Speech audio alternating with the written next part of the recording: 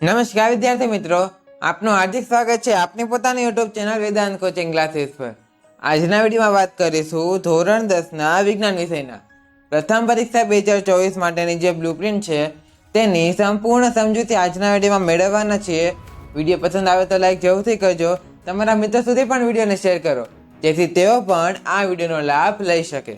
આ ઉપરાંત હજી સુધી આપણી સોશિયલ મીડિયા સાઇટ્સને ફોલો ન કરી હોય તો ડિસ્ક્રિપ્શન બોક્સમાં લિંક આપી દીધેલ છે, ત્યાંથી તમે આપણી બધી સોશિયલ મીડિયા સાઇટ્સને ફોલો કરી શકો છો। વધુ સમય ન લેતા ચાલો વિડીયોની શરૂઆત કરીએ। સૌપ્રથમ અહીં હેતુઓ પ્રમાણે ગુણભાર જોઈએ તો તેમાં તમારે જ્ઞાનના આધારે તમારે 20 ગુણનું પૂછાશે એટલે કે 25%। ત્યારબાદ સમજના આધારે 28 ગુણનું એટલે કે 35% પૂછાશે। ત્યાર પછી ઉપયોજનના આધારે 24 ગુણનું એટલે કે 30% પૂછાશે।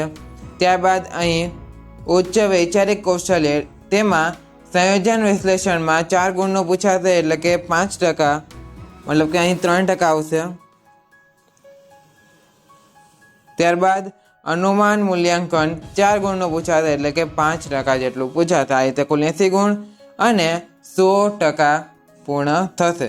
ત્યારબાદ આપણે પ્રશ્નના પ્રકાર પ્રમાણે ગુણભાર જોઈએ તો સૌપ્રથમ હેતુલક્ષી પ્રશ્ન, જનરલ વિકલ્પ છે તમારે માટે જનરલ વિકલ્પ વિના પણ 24 માર્ક અને જનરલ વિકલ્પ સાથે પણ 24 માર્કના જ છે, એક ગુણના જ છે, બધા ફરજિયાત રહેશે અને ગુણ 24 થશે। ત્યારબાદ ટૂંક જવાબી પ્રશ્ન 9 પ્રશ્ન વિકલ્પ વિના, વિકલ્પ સાથે 13 પ્રશ્ન થશે, મતલબ કે 13માંથી 9ના જવાબ લખવાના રહેશે અને દરેક પ્રશ્ન 2 ગુણનો હશે માટે અહીં તમારે કેટલા 2 ગુણના પ્રશ્ન પૂછાશે, કુલ ગુણ 18 થશે। ત્યારબાદ ટૂંક જવાબી પ્રશ્ન વિકલ્પ વિના 6 પ્રશ્ન અને વિકલ્પ સાથે 9 પ્રશ્ન, મતલબ કે 9માંથી ગમે તે 6ના જવાબ લખવાના રહેશે અને પ્રશ્ન 3 ગુણના રહેશે એટલે કે 6 થઈને 18 ગુણ થશે। ત્યારબાદ લાંબા પ્રશ્ન 5, જનરલ વિકલ્પ વિના 5 અને વિકલ્પ સાથે 8, 8માંથી 5ના જવાબ લખવાના રહેશે અને 4 ગુણના પ્રશ્ન હતા એટલે કે 5 ચોકને 20 થશે। આ રીતે કુલ જનરલ વિકલ્પ વિના 44 પ્રશ્ન, જનરલ વિકલ્પ સાથે 54 પ્રશ્ન થશે અને કુલ ગુણ તમારે 80 થશે। ત્યારબાદ વિભાગ તથા પ્રશ્નની વિગત જોઈએ આપણે તો કે વિભાગ એમાં તમારે શું પૂછાશે, પ્રશ્નક્રમ 1 થી 24 હશે વિભાગ એનો, વિભાગ એ તમારો 24 ગુણનો છે, તેમાં તમારે બધા પ્રશ્નો ફરજિયાત છે, દરેક સાચા ઉત્તરનો 1 ગુણ। આ વિભાગમાં તમારે હેતુલક્ષી પ્રશ્નો જેવા કે MCQ, MRQ, ખરા ખોટા અને ખાસ વાત MRQ એટલે કે બહુવિકલ્પી પ્રશ્ન જેને કહેવાય તે, મતલબ કે બહુવિકલ્પી ખાલી જગ્યા પૂછાઈ શકે।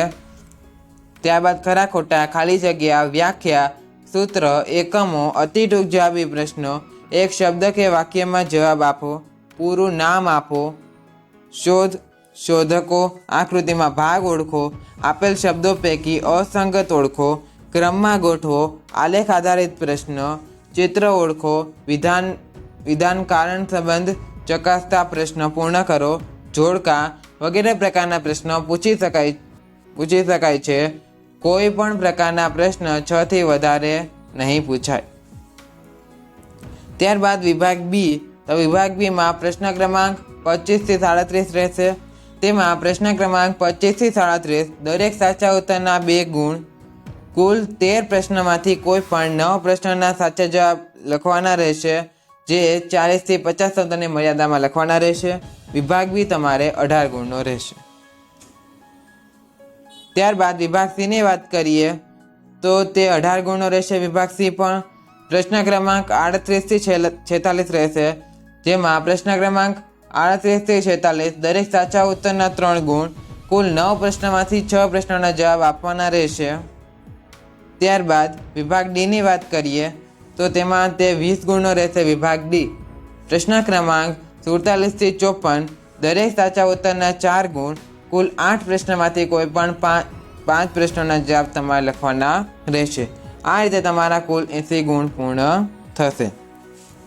તો આજના વિડીયોમાં ધોરણ 10ના વિજ્ઞાન વિષય માટેની જે બ્લુપ્રિન્ટ છે તેની સંપૂર્ણ સમજૂતી આજના વિડીયોમાં મેળવી છે।